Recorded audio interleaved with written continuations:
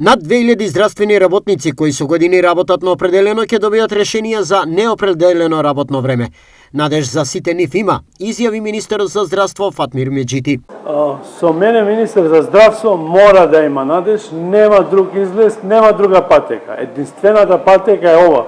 Жучни расправи во два пати во влада, вчера во Министерството за финансии со министерот, веќе ги усогласуваме сите бројки, сите тие договори што треба да се случат и за приватните специализации на тие 611 специализации што се веќе специализират лекари.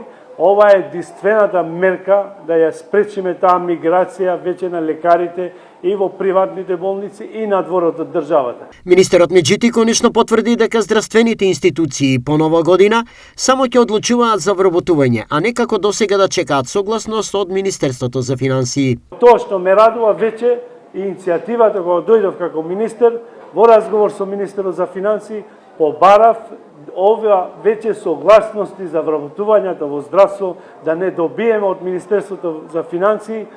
Тоа веќе е реалност, ќе биде после нова година и сите здравствени установи по дефолт, кога некој ќе се пензионира или ќе ја напушти работното место, по дефолт по негово место ќе вработуваме друг со одговорност и согласност од Министерство за здравство. На прашањето што во меѓувреме и како ќе се премести периодот до донесувањето на новиот закон, Меджити со одговор. Значи се уште како што кажав ги осогласуваме бројките за да бидат точни тие бројки и податоци што ги има Министерството за финансии и ние како здравство и фондот за здравствено осигурување и понатаму за постапките заедно ќе се договориме што побрзо овие вработувања да бидат реалност.